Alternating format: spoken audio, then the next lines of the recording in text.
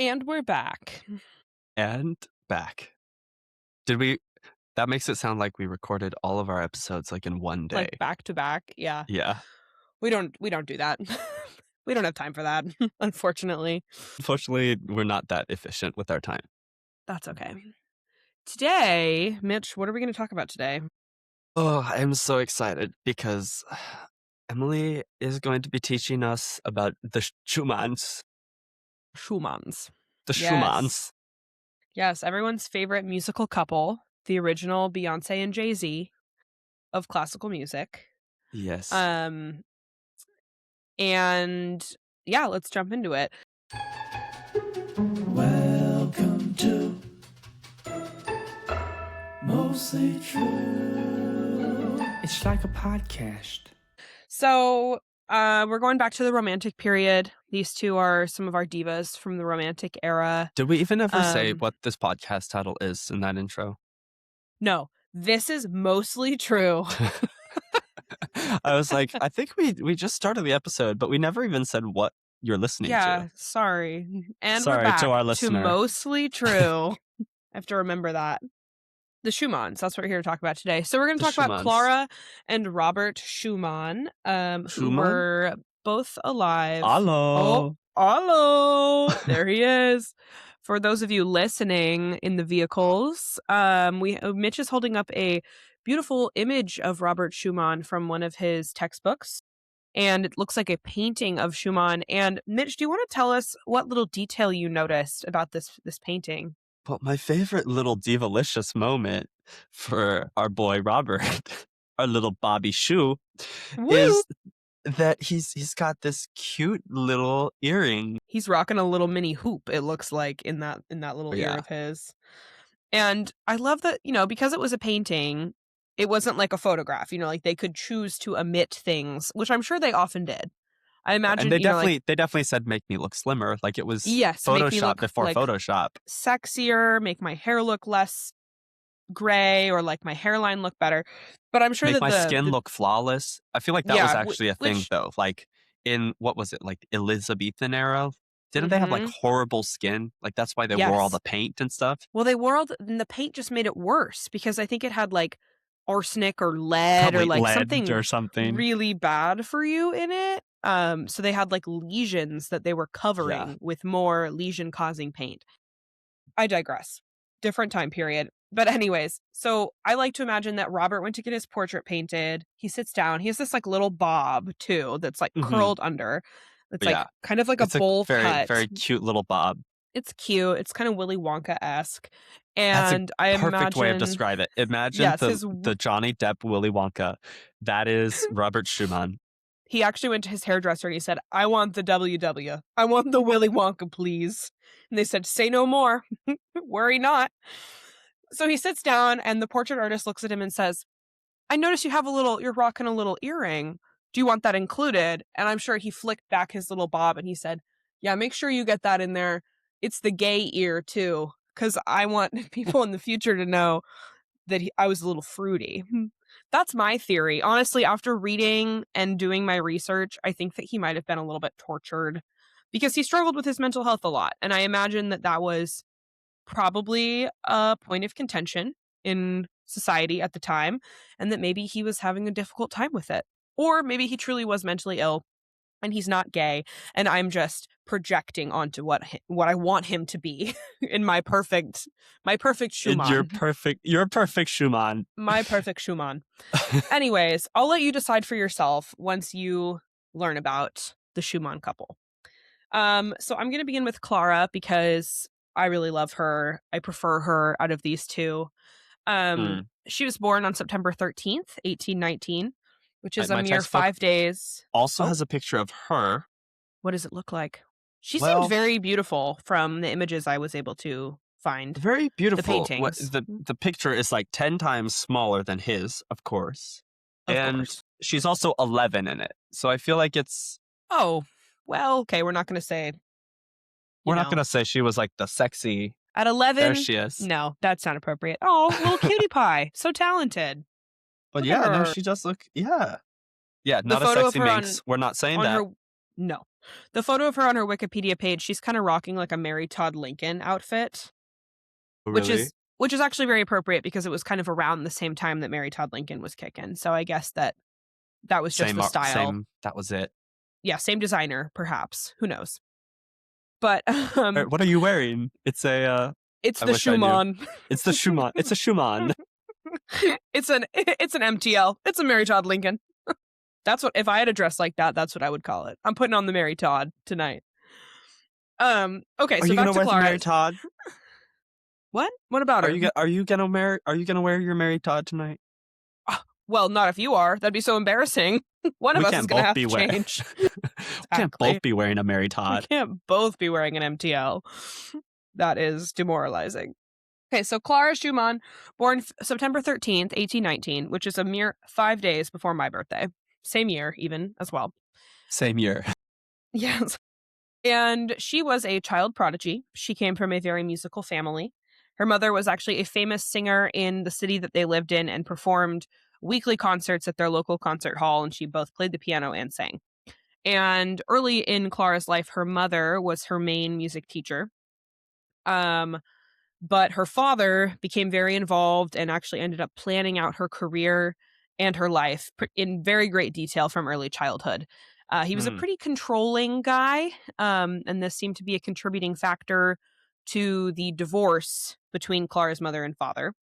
But I think that the linchpin in the divorce was that Clara's mom actually had an affair with Clara's dad's very good friend, a man named Adolf. Unimportant who he is, but he Adolf Homewrecker.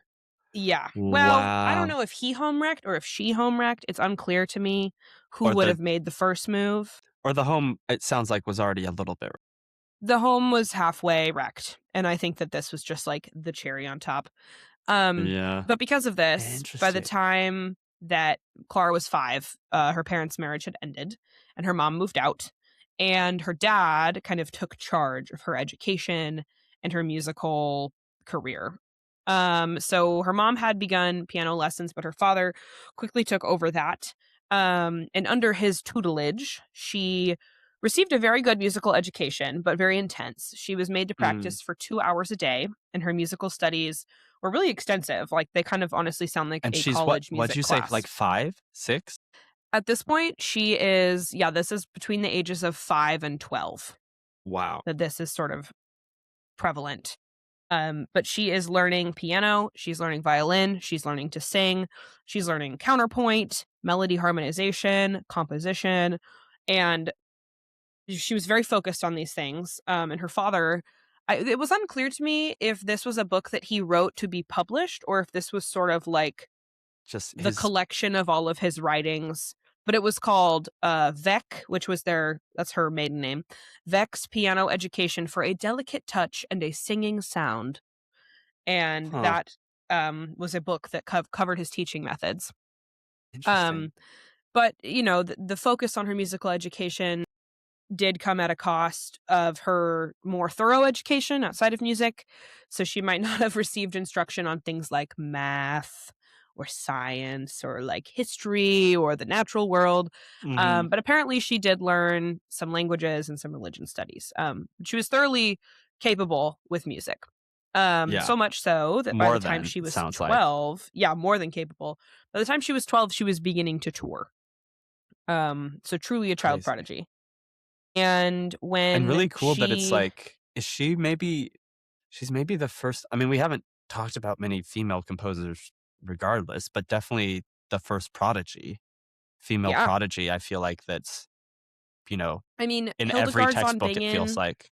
Hildegard von Bingen is like usually the token woman from the really early, Renaissance. from like kind of the middle period. I don't know if she's ever been called a prodigy, but yeah, this is probably our first female musical prodigy. And I'm sure, unfortunately, the way history works, there probably were others. There were many women who might have been predisposed to music, who might have been very talented had they been given the opportunity. Yeah, or and that's maybe another they weren't thing given too. the Is like, opportunity, and we just don't know who they are.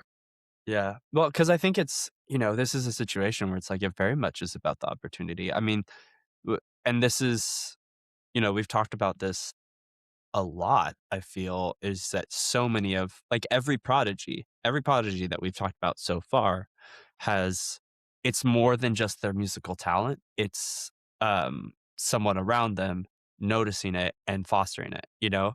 And I Yeah. feel like, Stage that's momming almost. yeah, like you have like every prodigy that we've had, it's been like for the most part the fathers that have been like, "Oh, wow, you've got musical talent. We could make some money off of this." And Yes. It's usually an effort to provide for the family, unfortunately. um but But like there's definitely like a lot of, "Oh, we should put you in school or we should get you professors to help you like private private tutor or tutors something. and stuff like Yeah, that." So like, it I don't know, I almost want to say that maybe the reason that there aren't any like documented cases up until this point is probably because there just weren't that support that could make it happen yet until this point. And this is also like we've talked about a lot, the romantic era is the rise of the middle class when it comes to like exactly. music too. And so this is maybe like a breaking of that tradition that now there's like more accessibility to, Totally. you know, female composers even.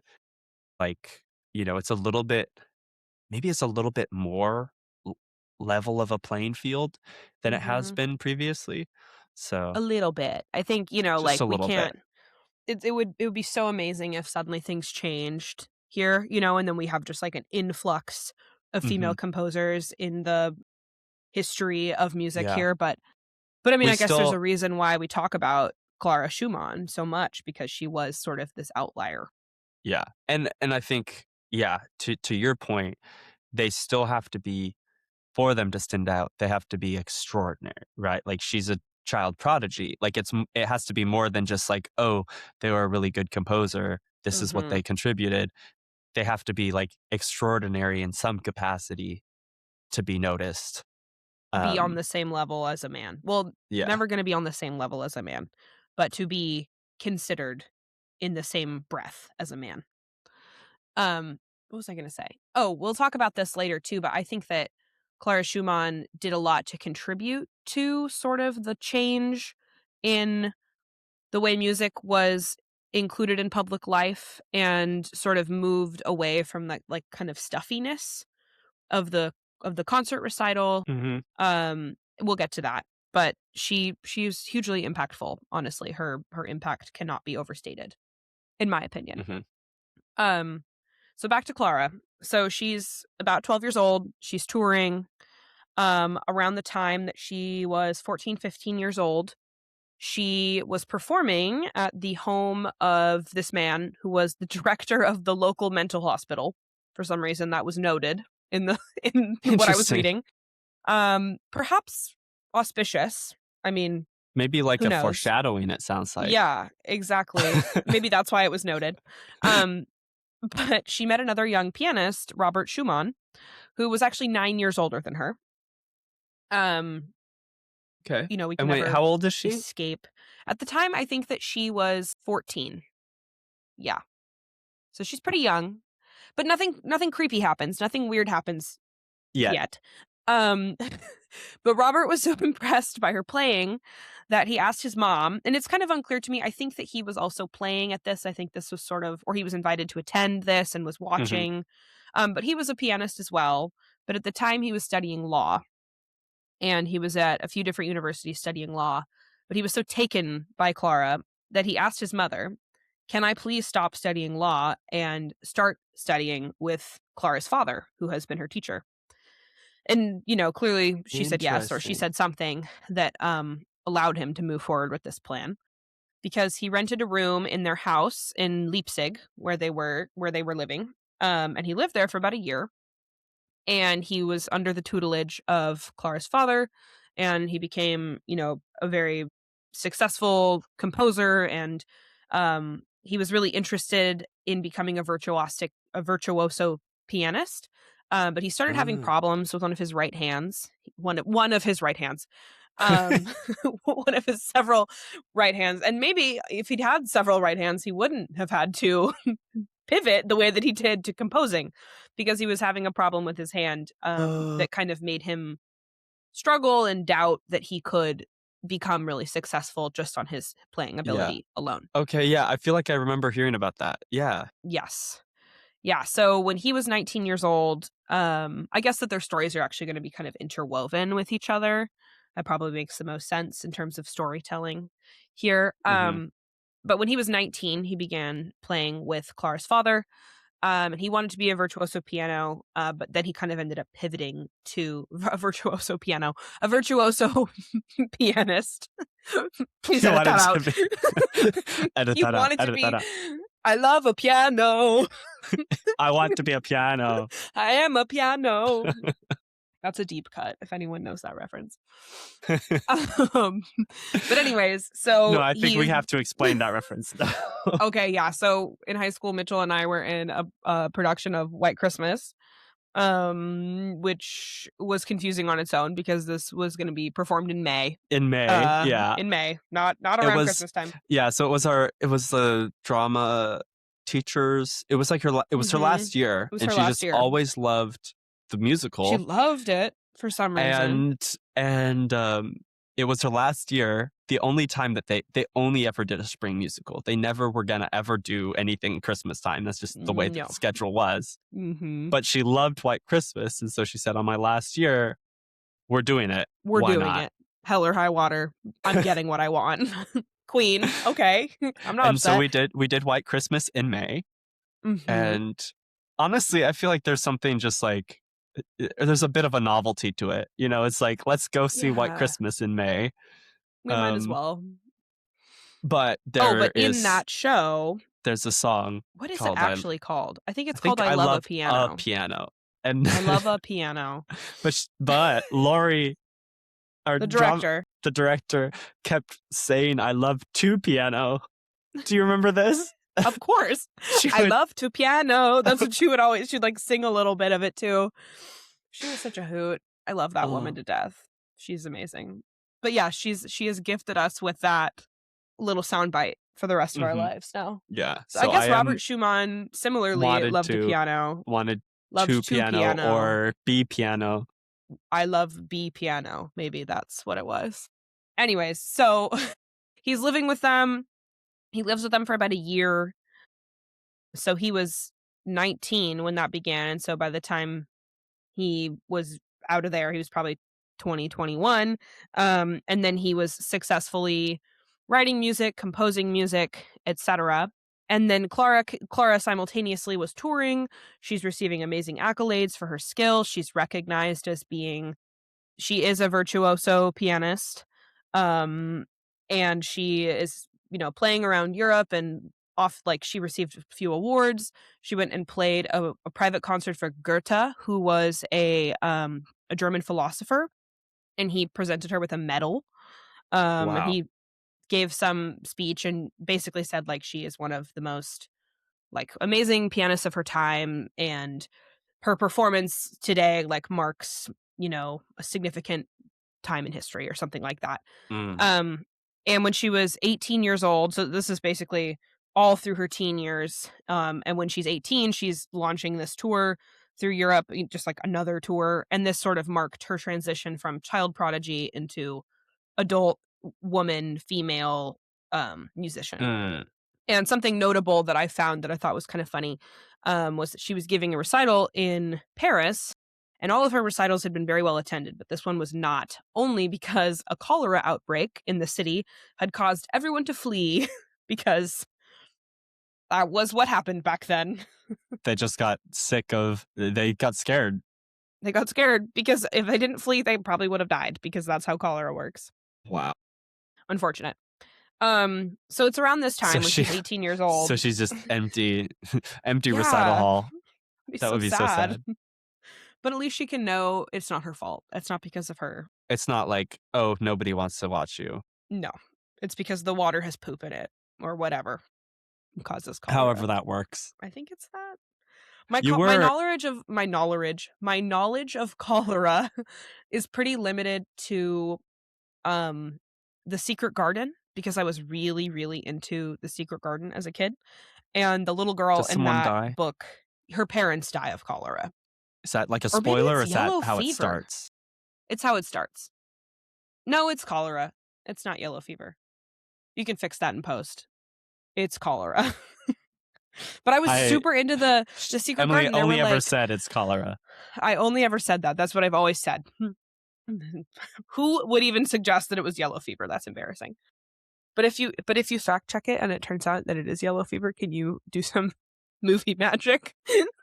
Just cut that back. It's just like, It's like super chopped up, me being like, it was yellow fever. I've only ever said yellow fever. Yellow fever. It's clearly dubbed by you. It's Yellow my fever. voice. Yes. Perfect. Either way, poor Clara, Mhm. poorly attended recital, but that is not representative of her talent or her skills. Anyways, I digress. She's 18 years old. She comes home from tour, and Robert proposes to her. And she says, Aw. yes. And it's kind of unclear Yes. to me, how relationships were back then. I don't know if they were like courting and dating, or if it was sort of like, how in old times it kind of seemed like if a man was interested in you, he would be really Mhm. weird and formal around you and say things like my heart yearns for you, but not look at you. And I don't know if it's a bunch of that, and then he proposes and she's like, he clearly must like me, or if they Clearly. were like seeing each other Well, and it's this was interesting too, anticipated. because you were saying that he was taking lessons with her father, right? Mhm. Well, it's interesting because I didn't actually read much, but I did read a little bit here under hers. And it says that, so she met him at age 11, was in love with him throughout her teens. They married after a battle with her father, who Yes, that's tried to coming. block the union. Uh-huh. So I guess it sounds like, they kind of like they must have been courting and they knew each other. I think so. I think And that would make the most sense. so I But I'm don't think it sure that was it was so much. still very foreign than how relationships look today. That's basically what I mean. Yeah, but I think it is really interesting that he was literally like, he was teaching with her father, but I guess his father still didn't like him? He deemed him Clara's father deemed Robert an unsuitable match for his daughter, Just basically. didn't. Didn't think he was good enough for That's her. all we know. Yeah. Interesting. So, he proposed, right? Clara's 18, she says yes, and then Robert goes to her father to get his permission, as one does, and he says no. He After is proposing? after proposing, he goes to the father Wow. and says, "Hey, I proposed. Cool if I marry your daughter?" And he says, "Not cool." He's very against this and refuses to let her What? marry him. Clara and No. Robert are not thrilled, of course, and they decide to sue him. No. They sue him. They take him to court, and the judge that's presiding over this says, "I'll allow it," and allows them to get married. Well, because I guess at And this point, did the father still have to like sign away I don't know. I don't the really know how rights all of to that their worked, daughter or something? but I do know that something to note is that they got married on September 12th, 1840, which is the day before her birthday, when she was going to turn 21 years old. And at the time, 21 was what is called the age of majority, which is when you are legally, in the eyes of the law, an adult. And so I don't know if they waited until the day before her 21st birthday to like prove a point, or if it was just the way things shook out. But either Huh. way, they did get married. Her father being upset, whatever. Clearly, they didn't let that stop them. They got married and then they had 8 children together. My goodness. Did Yeah. they all make it? As far as I know, 8 living Okay. children. So their relationship, they're married together, and I haven't looked into this very much, but I learned that when they got married, they started keeping like a joint journal, like a record of their life together, Oh, which I think wow. is really sweet. That To is me, really that says sweet. that they did love each other. Yeah. It wasn't like a weird, creepy thing, because yes, he was 9 years older than her, Mhm. but I don't think that it was a predatory No. situation. Well, because also, if I remember correctly, she was kind of like his muse. Because like you Yeah. said, like he wanted to be a virtuoso pianist, but like he had literally like medical things in his hand. I don't know if it was like, was it like early onset arthritis or like I don't know. It might have something? been a tremor. It could have There been was, nerve damage. They knew yeah. approximately 2 things about medicine back then, so Oh, they probably. wait, Oh, I'm just gonna, I think this is probably not actually what it was. And this is a part of the podcast where it's mostly true adjacent. mostly. Yeah. So it's mostly lies. But I do remember there was something about like there were certain practices when it came to like pianists in this day where they were Oh. like I think it might have been like trying to spread their Oh, the hands, stretching their hands, and they like made different devices and things. And part of me almost wonders, I think he might have been medical, but I think there is a composer that like they hurt like kind of themselves. wrecked their hands and couldn't play the same Ooh. after. Who was it that had giant hands? Was that Rachmaninoff? Rachmaninoff, like notoriously, his music is like impossible to play the way that it's written because nobody has the same size hands. I think it would like require like some crazy like 13-inch spread or something insane. Yeah, Maybe not 13-inch. He would have but like for him to include tenths is like that's common. super common, and that's for most people. You're not going to get that. So like whenever No, you play isn't like his an music, octave. I think even an octave was difficult for me because I have kind yeah, of small hands. an octave is like pretty standard. That one's pretty easy. A ninth you can get pretty easily, but anytime you go past that, it gets like Really hard. really, really hard for most people. And he would have like twelfths in a lot of his music. Chill, Rachmaninoff. Yeah. So it's like, so playing his stuff is really hard because you have to like roll a ton of the chords that's not how he wrote it. So you're like, no, I'm come on, cheating. man. Yeah. Yeah. Anyways, I digress. But what I was saying there, yeah, what was were I you was saying saying? that she was like, he wasn't able to play anymore to the same caliber that he wanted to. And so that's why I like turned to composition. But I think there was something like really special about the relationship is that he was able to have like a partner in crime because he was like, you can play this Yeah. better than I can. And so I can only write, and like we're like two of one, like in a lot of ways, I think she was able to complete him in the ways that he, physically couldn't anymore. And so I think there was probably something really special about that relationship. Oh, She's finding okay. Wait, things I'm out doing right some now. research. Yeah. I'm looking at Emily's face for all of our listener. She is glancing the pages and Okay, here we go. I found it. She found it. Okay, so the conventional story is that Schumann, either impatient with his progress or just that committed to being the absolute best, devised a finger strengthening mechanism out of a cigar box. Okay. It would so this bend it was back one this. finger. Yes. It would bend back one finger and hold it while you could still use the other, while the user, allowing the user to exercise the other digits. It's very possible that because of this, he wound up paralyzing his right index and middle fingers in the hopes of making them stronger. But apparently this is also, some people are skeptic. Like there's a lore to it. Yeah, some people are not convinced that this actually happened, and in fact, he might have been suffering from syphilis at the time, and would have been treated with mercury, which is poisonous. And one of the symptoms of mercury poisoning is a paralysis that begins in the muscles of the fingers and works its way up to the forearm. Okay, so it's possible that maybe it was a combination, maybe it was one, maybe it was none of these. I don't know. Unfortunately, nobody we can't knows. We can't. Nobody. Well, he knows, but he's dead. He knows, but so. Anyways, so yeah, he was having hand problems that led him to mostly focus on composing.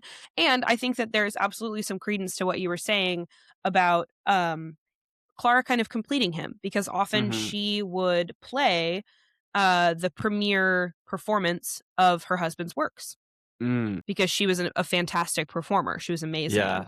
And so I think that it was kind of like, how awesome is this? We can keep it all in the family. He writes and she performs. Yeah. And they're just like, they're experts in their, it's like all kind of the same field, but it's like they have their like expert Their thing that specialties. their specialty, which I don't know, that's so cool. Exactly. Yeah. After they got married, Robert was writing a ton of music all the time. He was focused on songs and song cycles in 1840, moving to orchestral music in 1841 when he completed his first symphony, one of 4 that he wrote in total. And in 1842, he shifted to chamber music and wrote string and piano quartets and a quintet. And he also wrote one opera called Genoveva, I think, that was not successful Mm. and has only been staged like 1 or 2 times because it was not very successful. Interesting. Yeah, unfortunate. And so Clara's popping out these kids, but she's also continuing in her own career. I think that she sort of shifted to the back burner a little bit when she was in the process of mothering all the time. But I was gonna say, then honestly, so impressive that I know you you're don't really. a professional. You're like a literal like professional performer, Mhm. and having 8 children. 8 children. Yeah. That's too many. That's too many. And childbirth, I mean, it's very hard on your body today, but I cannot imagine what it was like back then, you know? Like, I mean, I especially with the guess, rate of child mortality yeah, and mothers dying in childbirth. It's kind of amazing. I mean, it's very yeah. amazing that she did all of those things. Um, I'm just but imagining like in her like practicing at the piano, pregnant most of the oh, time. Like, that's really I, good wa- for babies, I've I learned. know. I was gonna say, like, I wonder if it was like actually better for the baby and like helped her. I mean, yeah, I don't know. Have you ever seen the videos? They're really sweet of like m- she's a concert pianist and her baby is like in her front pack and like she's like playing the piano and the baby is sitting there just like amazed by hearing this music and like seeing mom's hands and just No. like geeking out. They're really cute videos. Every time one of those pops Okay. up, I watch the whole thing because I love it. We'll throw it in the Um show notes. yeah, we'll put it in there. I'll find one. Um Yeah, we won't. That's not but gonna it's always happen. like, mom is a concert pianist. Watch baby's reaction to mom's talent. That kind of thing. That's my bread and butter. I love stuff like that. I love women. I love talented women. I love babies, talented babies, all of those things. Um, okay, so in 1850, 10 years after they got married, Hmm. Robert and Clara moved to Dusseldorf because Robert was appointed the director of music, basically, for the city of Wow. Dusseldorf. And the hope was that this would provide some financial security for their absolutely ginormous family. Um, Crazy family. but this was sort of when he was struggling with his mental health a lot. And he was also very shy. He was not a very gregarious or, like great in front of a crowd kind of a person. And so he had a really difficult time working with his orchestra that he presided over in Dusseldorf.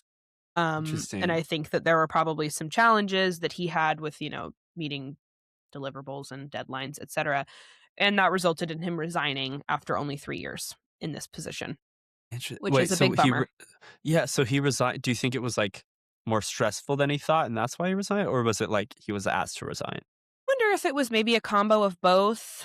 I think that he was not kind of performing the way that they expected him to. I think that he was supposed to like work with this orchestra and be producing new works and premiering new Mm, things all the time, but it seemed like he was really anxious to be in front of a crowd of people, wasn't doing maybe he was also I know he was struggling with his hmm. mental health and maybe that He was just manifested like as like decision used to being a paralysis. recluse, and now he has to be like the face of something, Exactly. essentially. Yeah. Mm. Yeah. And I don't know, in my mind I'm like give Clara the job. I don't I know. I think was she'd be literally really good gonna at say, it. I was literally just about to say, I was like, I feel like Clara's the like fun one in They here. should have Like just she would have, swapped. they should have swapped.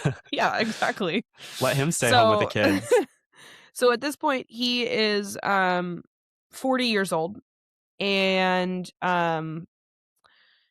they are living in Dusseldorf and Clara is still doing I think she's still writing, she's still working but not at the degree, not as much as her husband. But around this time the Schumanns meet Johannes Brahms Huh. and became very close with Brahms. And this was in 1853 when they met, and Brahms was only 22 years old. But the three of them were very close, and they encouraged Brahms in his musical career and composition, and became kind of like his musical parental mentors. I like to think Yeah. of it that way.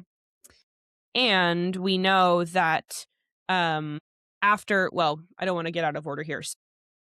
In the later years of Robert's life, he was really struggling with his mental health. And in Mm. 1854, only a year after he resigned from his position as the city director of music in Dusseldorf, he was struggling a lot with his mental health, and he attempted suicide by Oof. jumping into the Rhine River. And he did not die, but he was instead taken to a mental hospital facility at his request. This was what he Okay. wanted, and this is what he needed. And he was basically there until he passed away, and that was 2 Wow. years of, 2 years until the end of his life. And during this time, Clara was not allowed to see him. She was not allowed to visit him. I can't Wow. imagine how that would feel. I don't really understand Why? why. It might have just Yeah. been the That way that they did women weren't things, allowed or something? maybe, or it was like because that was his wife. It's unclear to me. But I do know that Brahms visited him regularly, and I think kind of Mm. served as like the Middleman. go-between. Yeah, Yeah. exactly. And I believe he also was very present in the Schumann household while Robert was in the mental institution, and had a large part of Clara's life, and I think probably spent time with their children. And in what year was it? It would have been 1856. Shoot, geez, I'm getting all these names mixed up.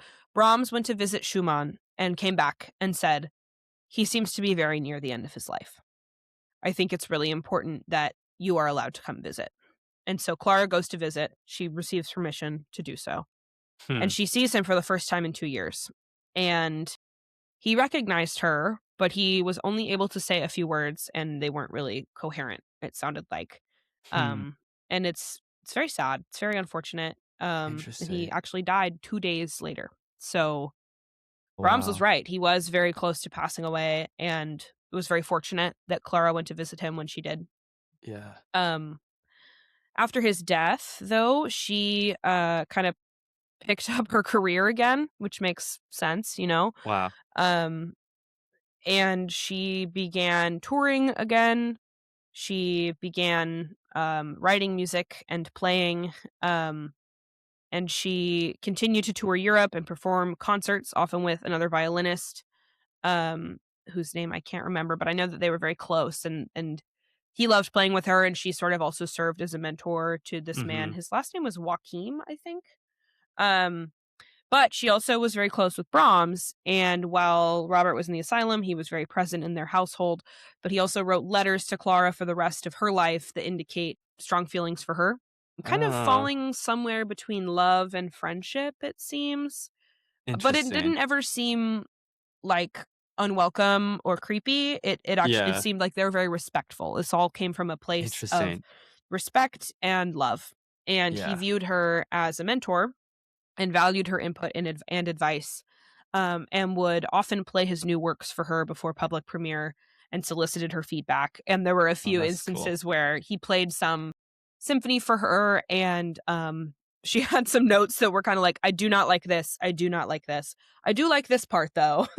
And he clearly took it to heart, because what was premiered and what is published is not what he originally played for her. Um, Interesting. yeah, That's so cool. they were buddies, they were very close, and it seemed like that was a fulfilling relationship for her to have, because Yeah. it was emotionally close, but I think also artistically enriching. Mm-hmm. Um, and she also went on to become kind of a very popular teacher. She taught piano at a place called Dr. Hawk's Conservatorium in Frankfurt. Oh, Um, and she generated the interest of people all over Europe, and because of that, had a very large student body of people of international students. Um, and basically, her impact and the way that she played music kind of changed the format and repertoire of the piano recital as it was at the time, placing less emphasis on purely virtuosic playing. and shifting the repertoire more towards like song cycles, leads, that kind of a thing. Interesting. So like Hmm. maybe, yeah, like more like really thinking about the program. Like how are you like an album, like an artist album. It's Yeah, like the cohesiveness of it maybe more than just like super flashy, I think you so. know. Interesting. Yes. Oh, yes. Okay, so Joseph Joachim was this violinist that she toured with a lot later in her life. And she wrote some very sweet things about him. When she heard him play for the first time, that he played with a finish, a depth of poetic feeling, his whole soul in every note, so ideally that I have never heard violin playing like that, and I can truly say that I have never received so indelible an impression from any virtuoso. And they Wow. became very close friends. um and for more than 40 years we're very close. And apparently it was very loyal friendship. And Mm. I think that all these men in her life, I like to think that these men in her life saw that she's without her husband now. This is a Mhm. woman that we love and respect and revere. We don't take Yeah. advantage of this woman, but we support her, and we Mhm. we kind of step in where we know that her husband cannot anymore. Yeah.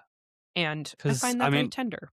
yeah, I mean it's also a time where like it is interesting because it feels like she is in a position where like she can support herself. Like she has a literally a professional career, which I feel like is kind of uncommon for women of Yeah, this era. So it's kind definitely. of like this interesting mix where it's like, she's without a husband, where like most women in that situation kind of are, you know, not worth too much to society. Mhm. And so it is interesting that, she's in this position and there's still, like a lot of this respect and like, she has this independence that is kind of cool to see that, when her husband dies, her career still has a chance to flourish. Yeah, And I don't know. I absolutely. also like to think that she probably like could have used she's like, "Oh, my husband, Robert Schumann, never heard of him." Like, You but know the I'm guy? better.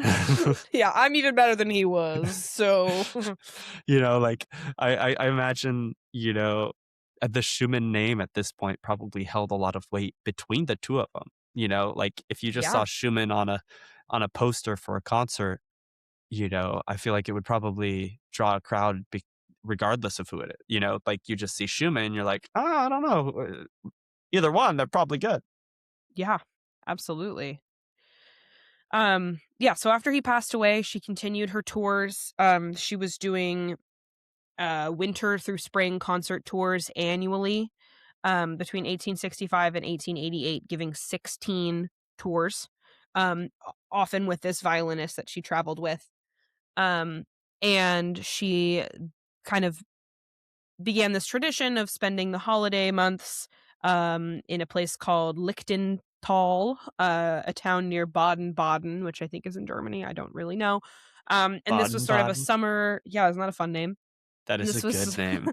a summer residence, and her children would all kind of come and meet here because they were all living in various parts of Europe at the time.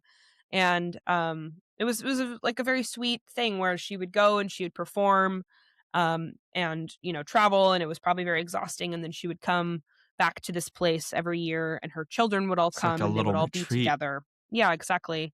And it seemed like they were always making music together and playing, and there were many people who would come and visit, like Brahms and Joachim, who was this the violinist that she often worked Mhm. with. Um, Later in her life, she ended up kind of suffering from an arm injury, and she was told to decrease her playing. Mm. And she did. She actually listened to this. She rested, and she canceled her tour because of the injury. But then she returned to the concert stage in March. She had still not fully recovered, and experienced something called neuralgia, um, which basically meant that she was kind of, I think she was having nerve damage or nerve pain or something. Oh, wow. Yeah, but she did recover from that, and she continued to play music, continued to tour even in her later years. She would sometimes play her husband's music, which was always very popular. She was teaching simultaneously, kind of in her off season. I feel like And there's at like the nothing that can stop her, you know? No, truly, like it seemed like she was completely capable and knew what she wanted to do. And maybe that was something that was instilled in her from her youth because her father Hmm. was so probably Overbearing. aggressive and overbearing. But I think that Yeah. maybe she learned, like, I am capable, I am talented, I am Uh-huh. different, and you know, I deserve all of the things that men deserve. I'm Mm. mapping onto this woman a lot of my own personal hopes and dreams for her, but I like to think that that's how she held herself, But yeah, I mean, because she wasn't, I think one of the cool things is, she was never a parlor trick, she was No, never, like, maybe like a little bit in her youth, I wouldn't be surprised if her dad was like, "Oh, Clara, come play come for watch my everyone." 9-year-old Yeah. play. Yeah. But like, I think that's kind of one of the cool things because like even some of the other ones, like I know we talked about like in the early Baroque era, there were a couple female composers that we talked about, but I feel Mhm. like so much of their like early um kind of emergence and like how they got seen was very much like, oh, singing at parties, or like it Mhm. kind of felt a little bit more like, oh, here's a beautiful woman to come entertain us, Yeah. more so Aren't we in like entertained? smaller A circus. woman. Whereas like I feel like Clara, she was playing to concert halls. She was like the main event. And I think that's something that's, I don't know. I feel like it kind of goes off of yours, you think you're, projecting these things, but I also think there's, some weight in that too, because it's different. I feel like it feels a little bit different than what we've seen previously. Yeah. Yeah, absolutely. Um, so, she's doing all these things. She's amazing. She's teaching at this conservatorium. And she was the only woman on the faculty during her time there. And her fame attracted students from all over the place, and she was very selective with who she took on as pupils because she She was so only wanted to popular. teach people that were serious Mhm. and talented. And so she mostly took on teaching young women, Huh. um, which I think is amazing. And then That her is her cool. two daughters, who were also musicians, gave lessons to the beginners. And the conservatorium held events to celebrate her 50th year, or her 50th, 50 years of her performing on stage, and then her 60th career anniversary 10 years later in 1878. And she held the teaching post at the conservatorium until 1892. And then 4 years later, she passed away. So she basically worked Wow. up until kind of the end Her of her whole life. life. Yeah. Yeah. But something cool that she did do while she was, I mean, she did a lot of cool stuff, but the thing that I find really fun about her time there was that she negotiated her own contract, kind of. Uh, and she chose specifically to teach at Frankfurt because she had been offered positions in Stuttgart, Hanover, and Berlin. And she chose to work at that place because the director of the conservatorium had accepted her conditions, which were that she would not teach more than an hour to an hour and a half per day. She was allowed to teach at her home, and she had 4 months of She said, vacation. I'm getting work from I'm home. I'm setting my getting own terms. I'm working I'm from home. I'm working from home. I'm hybrid schedule, 4-day work week. And she had 4 months of vacation time, and she also was able to take time off to do tours during the winter. And she also demanded that she have two assistants, and the two assistants she had in mind were her daughters, which is wonderful. Wow. I And mean, those were the daughters that taught the beginners in her studio. that's quite the negotiation there, I honestly. know. I'm really Like impressed with her. 4 months vacation is wild. But that's so European, you Yeah, know? that's true. Yes. So anyways, she ended up passing away on the 26th of March, 1896. No, that's not true. That's when she had a stroke. She passed away because she had a stroke. Sorry. She had a stroke that day and then died in May, when she was 76 years old. And she was buried next to her husband, according to her Mm. own wishes. So, yeah, the life of Clara Schumann, very full, very rich. She contributed tons and tons to the improvement of modern piano playing technique. Mhm. She kind of introduced a lot of young women to the idea that they could be musicians, they could be successful musicians. She taught young women, notably in her studio, and she also just we're clearly still talking about her, so she had Yeah. major impact, and I think that her the fact that she was so beloved by other male composers, I think also speaks volumes about Mhm. her impact, because it's unfortunate, but so often we don't hear about women unless they're kind of held in Attached to. unless other men deem that they are talented enough that they warrant attention. Mhm. Yeah. And I think something interesting about her is, I mean, she is married to a composer that we talk about a lot. So sometimes it does kind of feel like, oh, is she only being brought up because of, but I think like on separate notes, she is one that stands like equal to her, male counterpart, her husband, which I think is interesting. Like I feel like I hear Clara Schumann brought up pretty, I don't know, I feel almost about the same as Robert, you know? I Yeah. think you can't bring up one without bringing up the other, which I think is cool in both regards. Like you can't bring up Mhm. Robert Schumann without also saying like, oh, and his wife who was like the greatest pianist, Of all of time. her time, you know? Yeah. And I think that's something that's really cool, you know? Yes. Okay, so I do see editing myself earlier. One of their children Edit died this at out. the age Edit this out. yeah, edit this out. One of their children died at the age of 1. So they did have Okay. 8 children, but 7 Made children it. kind of made it. Yeah, exactly. Unfortunately. And it also sounded like that some of them had some difficulties in their life. Her oldest son unfortunately followed in his father's footsteps and suffered mental illness, and Mm. eventually also had to be institutionalized. So then, Um, yeah, it must be something in the family maybe. yeah, it's very possible. Who knows what they were suffering from? Do you think it was But like an early onset dementia situation? I think it might have been I something love to like speculate. I think it might have been something like bipolar. It might have been something like Mm, multiple personality disorder.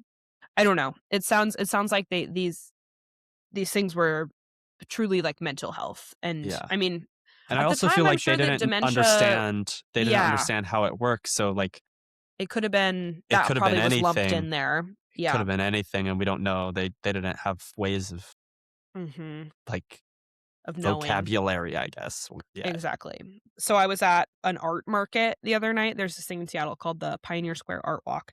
And there's a woman there who sells spoon rings, which are rings made out of spoons, naturally. Oh, okay, wait. Yeah, those are I feel like I've seen one. Those are cool. I'm wearing them now. But I bought this ring there the other night. I will show the camera. And it has this little woman on it. And I was interested in it because it had this little Little lady on lady. it. And today I was looking at it more closely and I saw that under her little portrait it says Mae Murray. And so I was like, who's Mae Murray? I have to look into this.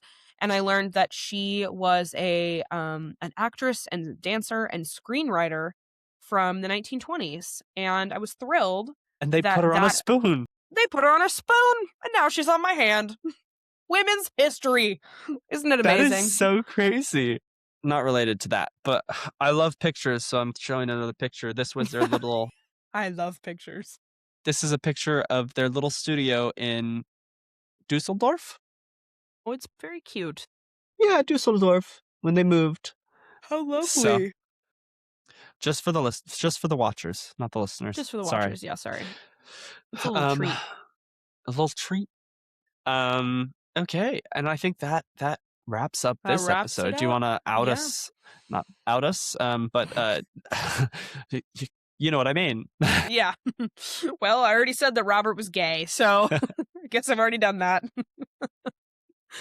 Which there's no proof. Like, there's absolutely no substantiated proof of that, but I sometimes wonder. I like to think that that's It's the maybe he's earring. bisexual. He might not have been, if he loved his Maybe wife. he had 2 earrings. We can only see 1 ear, so he True. could have That's been. very true. Yeah. He could have just been a man who loved to accessorize. I don't know. Mhm. Anyways, thank you all for listening to Mostly True and our deep dive into the Schumanns. We appreciate your support and your listenership, and It everyone sounds should like you're about to go. ask for money. I know. We really appreciate you all here today, and we could not do this without Your generous generous supporters support. just like you. Thank you So, for listening. everyone, This is actually an go. NPR podcast. We got bought It out. is. Yeah, we went from 1 listener to like 40,000 listeners. Pretty exciting. So yeah, everyone go give Clara Schumann a Google, give her music a listen. And Robert too. I'm just partial to Clara. The diva. Tell a woman you love her. Yes. And that's that. We'll see you next time.